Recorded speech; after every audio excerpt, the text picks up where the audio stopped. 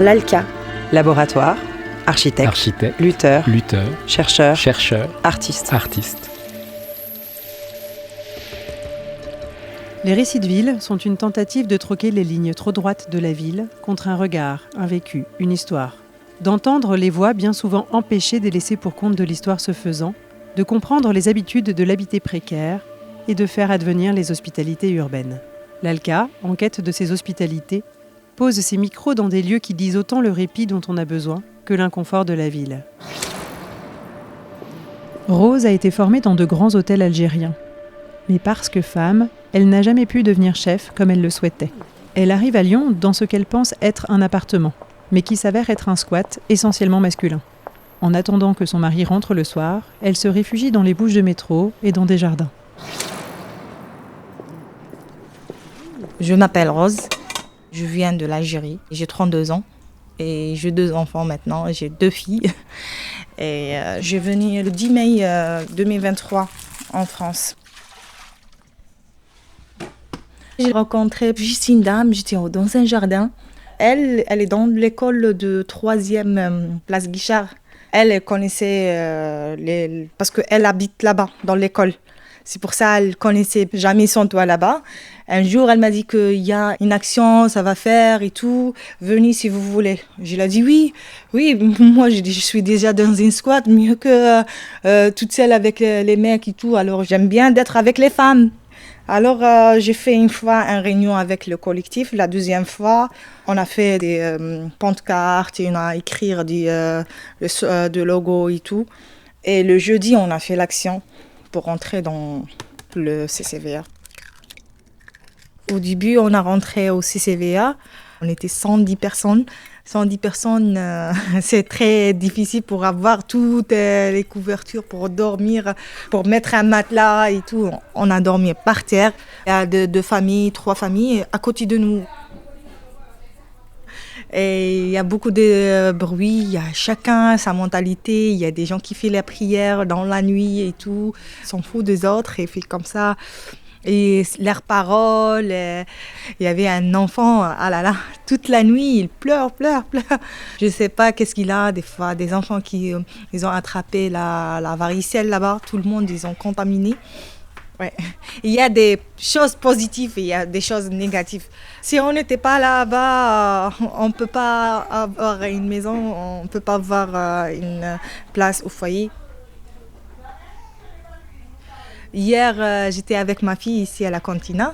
Alors quand j'ai sorti d'ici, ma fille, tout le temps quand elle passe par là, elle voit CCVA, c'est la maison, viens maman, c'est la maison. Je lui ai dit, tu te rappelles? Elle me dit, oui maman, je rappelle, on a dormi par terre, on a bien joué avec les enfants. Les enfants, ils sont très contents parce qu'ils jouent avec les autres et tout. Il y a une association qui ramène les feuilles, la peinture, on a fait, même nous les grands, on a fait la peinture. Il y avait une fois, ils ont fait le maquillage pour nous. Et on a commencé à danser et rigoler et tout. C'était une bonne expérience.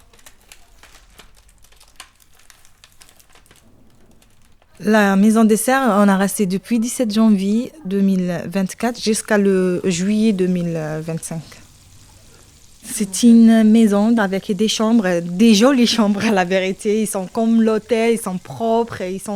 J'avais une petite chambre comme un couloir, mais il y a la douche dedans, il y a tout. Après, ils ont rajouté une chambre pour être un petit peu à l'aise parce qu'on est 4 personnes. Les chambres, ils sont trop petites. Alors, moi, je dors avec les filles et mon mari, il dort toute seule. Et on mange ensemble, bien sûr. C'était le 15 ou bien 13, comme ça, à juin, le chef de foyer, il a dit vous avez une proposition à Francheville. Mon mari, il a dit on peut refuser.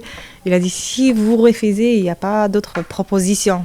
Alors il a dit oui, on accepte. C'est une chambre d'hôpital.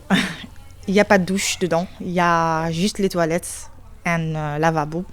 Le douche commune, mais il est trop froid jusqu'à maintenant. On réclame.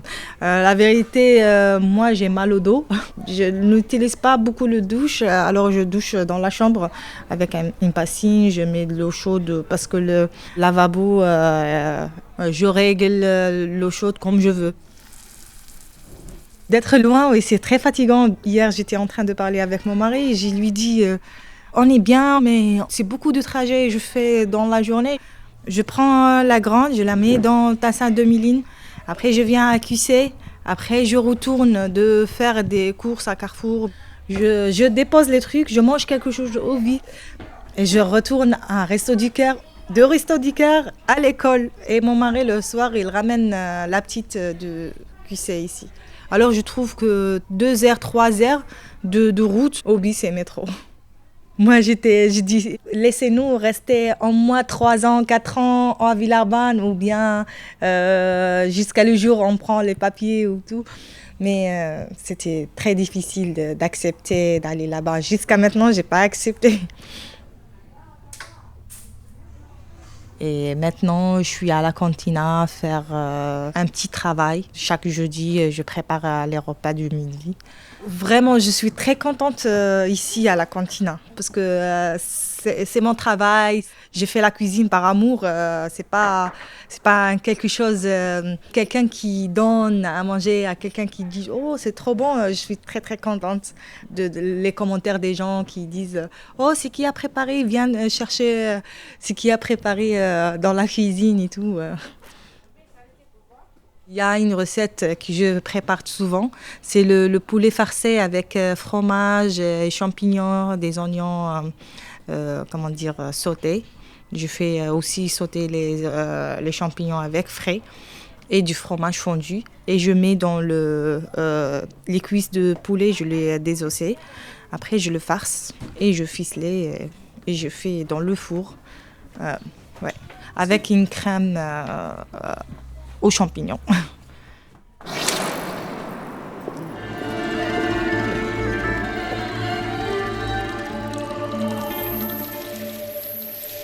Retrouvez tous les sons sur lalka.org.